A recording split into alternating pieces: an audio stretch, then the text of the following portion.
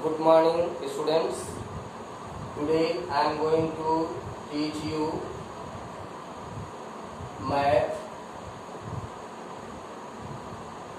in which subtopic is zeros of the polynomials and remainder theorem. Zeros, you have studied about polynomials in previous video, and now we are going to study about the zeros. And what are zeros?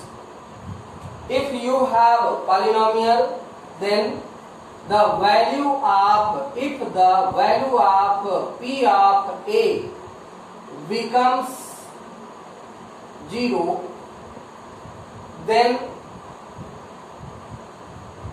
a is the zeros of the polynomial.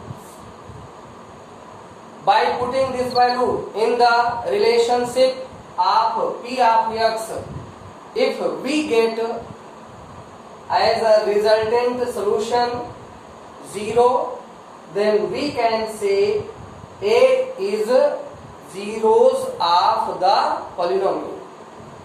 Now, if example you have here,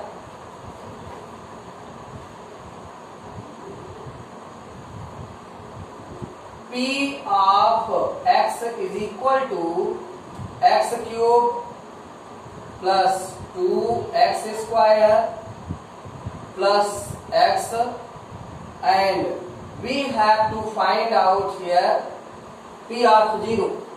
It means by putting the value of p of a, we can get here remainder.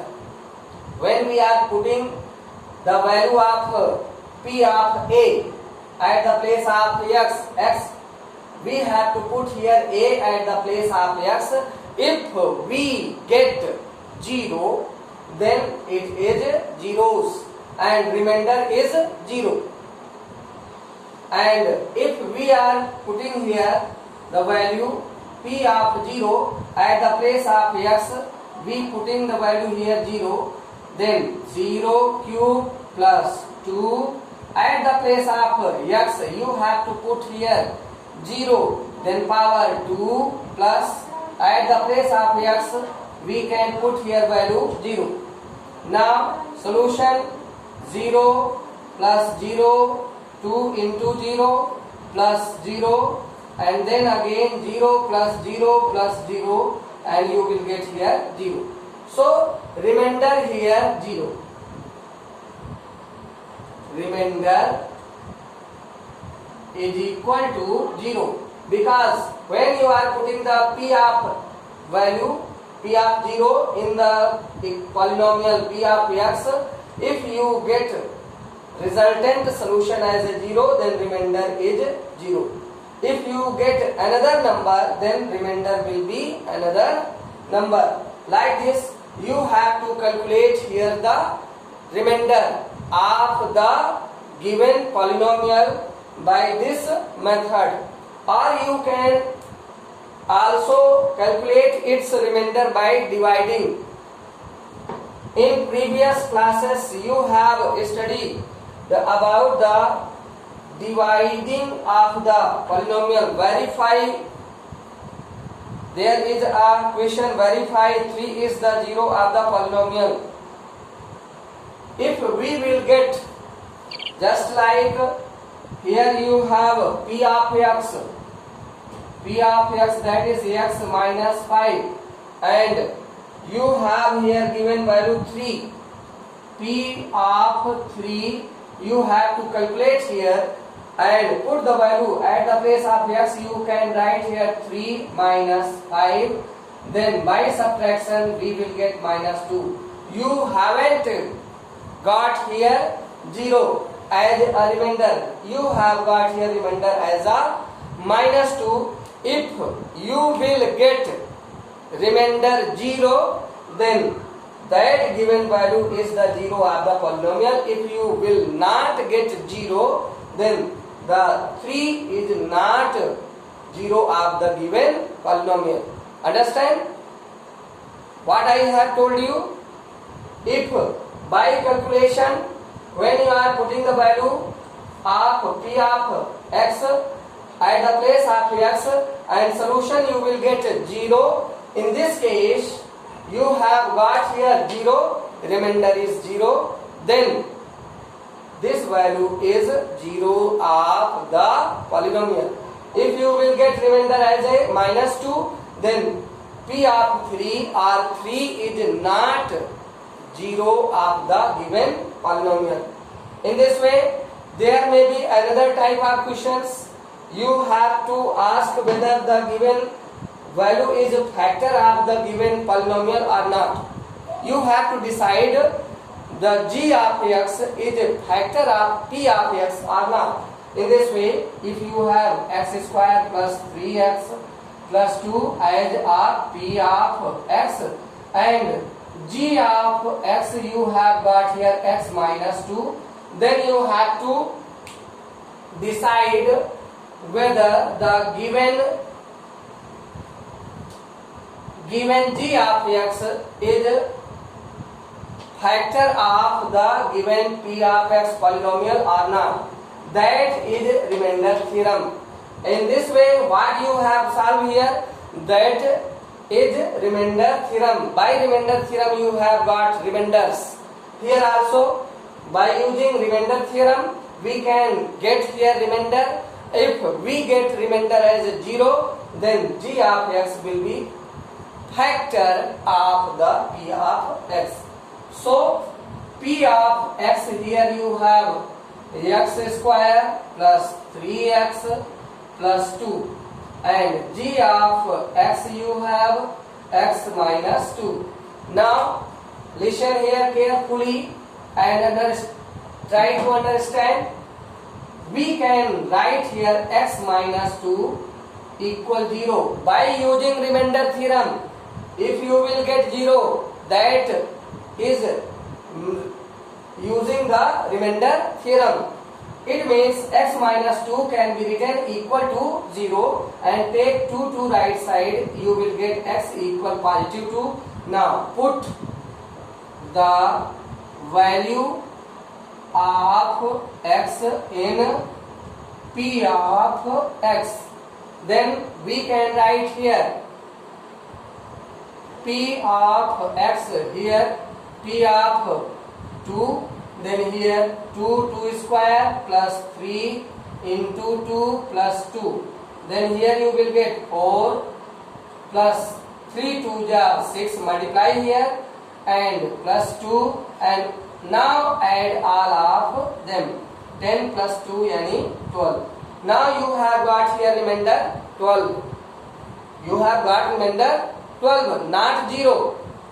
So x minus 2 or g of x is not factor of p of x. So lastly we can write g of x is not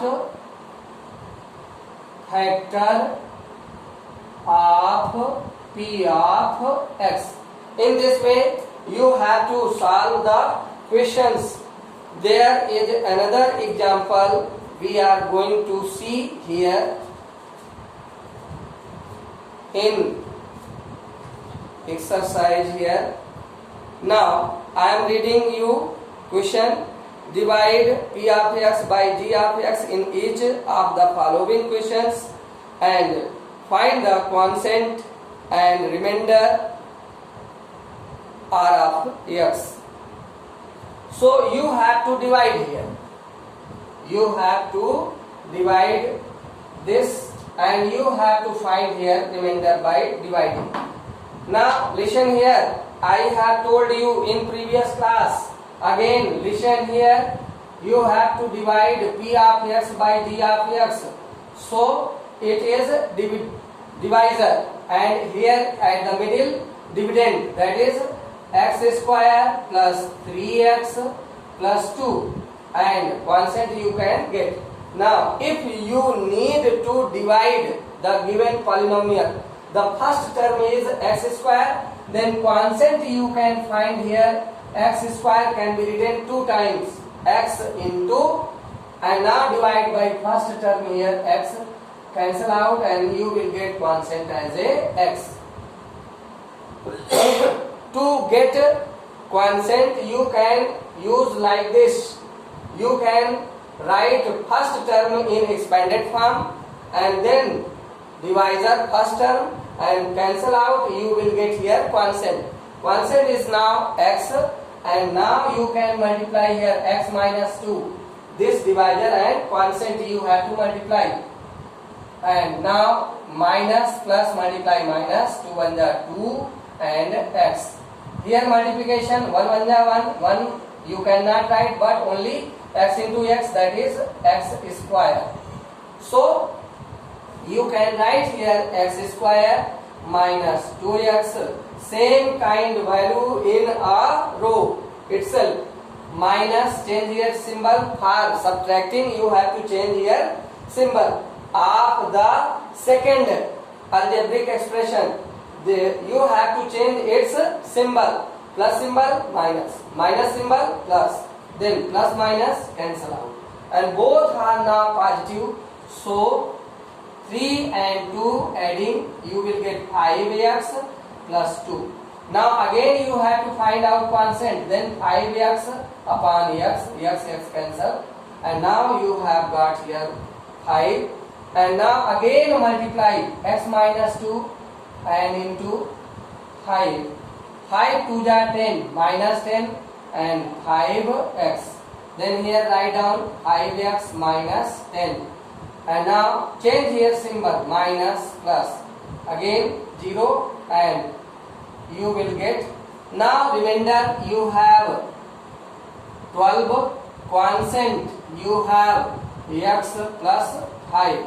In this way you can divide the polynomial by g of x, and you have to write the remainder and quotient.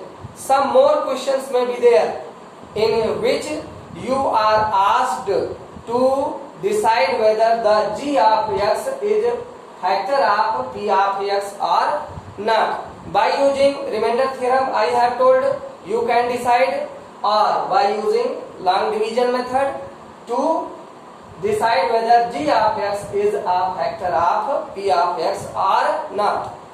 So if you will get lastly remainder 0, then you can say g of x is a factor of p of x. If you will get another number as a remainder, so you can write g of x is not factor of p of x. Perhaps you have learned the method to solve the problems using remainder theorem. Also you can decide the g of x is factor of p of x or not. By putting the value by remainder theorem, if you will get remainder as a 0, then you can write the g of x is factor of p of x.